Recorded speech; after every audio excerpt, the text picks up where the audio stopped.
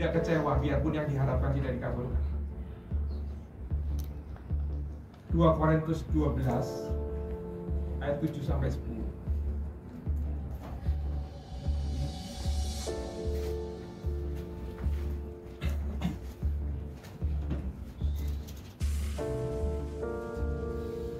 Korintus 2 Korintus 12 ayat 7 sampai 10.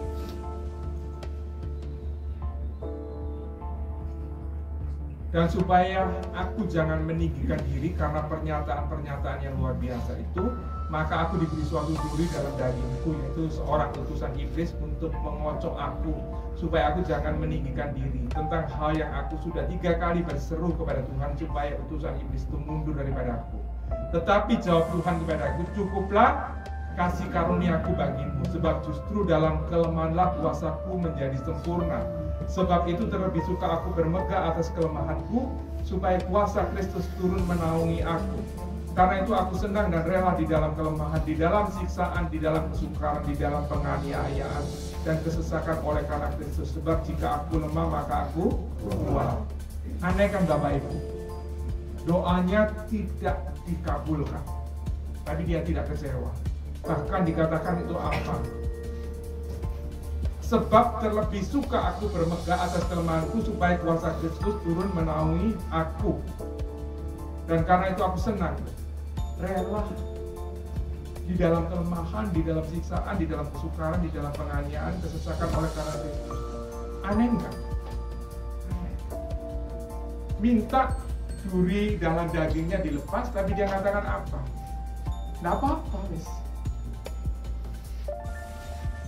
Bahkan dia mau rela seperti itu, karena dia mengetahui bahwa rancangan Tuhan itu adalah yang terbaik dalam hidupnya. Di dalam Yeremia 29 ayat yang ke-19 bunyinya seperti ini. Yeremia 29 ayat yang ke-11, sebab aku ini mengetahui rancangan apa yang ada padaku mengenai kamu, demikianlah firman Tuhan, yaitu rancangan damai sejahtera dan bukan rancangan kecelakaan, untuk memberi kepadamu hari depan yang penuh harapan. Dan di sini kalau kita comparekan dengan 2 Korintus 12 yang kita baca tadi, ayat yang ke-9b sampai 10b, itu dikatakan di situ apa? Sebab itu terlebih suka aku bermegah atas kelemahanku. Ini artinya apa? Rasul Paulus mengetahui bahwa rancangan Tuhan itu yang terbaik. Dan dia di situ ada yang namanya kelegahan, ada yang namanya damai sejahtera. Kok bisa dia mengatakan itu ada damai sejahtera? Kalau kita baca seterusnya seperti yang dikatakan di dalam ayat yang ke-10, karena aku senang dan rela di dalam kelemahan, di dalam siksaan, di dalam kesukaran, di dalam penganiayaan dan kesesakan oleh karena Kristus. Ini menunjukkan bahwa orang yang ada di dalam damai, ada damai sejahtera Tuhan di dalam hidupnya. Biarpun mengalami masalah yang begitu luar biasa, itu ada damai sejahtera. Sehingga dia bisa mengatakan, supaya kuasa Kristus turun menaungi aku. Ini menunjukkan itu apa? Menunjukkan bahwa Tuhan akan memberikan dia hari depan yang penuh dengan pengharapan. Dan seringkali ayat ini itu disalah mengertikan sama banyak orang. Loh, Tuhan katanya rancangannya itu memberikan kepada kita damai sejahtera, bukan rancangan kecelakaan. Tapi seringkali apa? Orang yang bertanya, banyak kali yang bertanya gitu sama saya. Loh, itu hamba Tuhan kok mati? Matinya kecelakaan. Loh, kan berarti itu bukan rancangan Tuhan. Loh, itu loh kok matinya kok aneh seperti itu. Loh, kalau kita baca 12 murid Yesus yang tidak termasuk Yudas, 11 tuh matinya itu luar biasa ya Bapak Ibu. Ada yang disalib kepalanya di bawah, ada yang dikuliti sampai seperti itu. Itu kan berarti nggak benar ayat ini. Tapi Tuhan singkapkan buat saya. Yang namanya rancangan damai sejahtera itu gimana?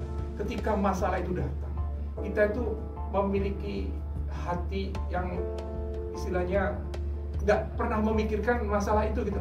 Jadi ada damai sejahtera.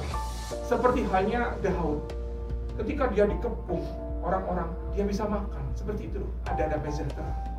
Karena apa? Ketika kita hidup, kalau ada masalah, kita tidak ada damai sejahtera. Itu loh yang namanya rancangan kecelakaan. Kok bisa, Pak, rancangan kecelakaan? Kalau waktu kita itu ada masalah, kemudian kita itu memberontak kepada Tuhan, kecewa kepada Tuhan, putus asa kepada Tuhan, bahkan menarik diri jauh daripada Tuhan, itu adalah rancangan kecelakaan. Karena apa? Tidak ada hari depan yang penuh dengan pengharapan. Kita tidak mau datang lagi kepada Tuhan. Seperti itu. Itu yang dimaksudkan. Tapi kalau kita ada masalah yang mungkin bertubi-tubi, tetap ada damai sejahtera. Kita tetap memiliki pengharapan bahwa di dalam Tuhan masih ada jalan keluar. Amin.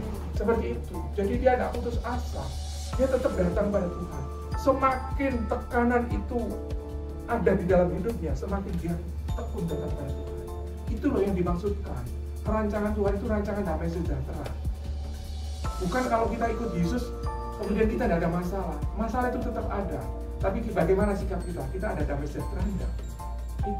Tapi kalau kita tidak merasakan damai sejahtera, kita terus memberontak, kecewa, putus asa, sama akhirnya apa? Itulah rancangan kecelakaan buat kita.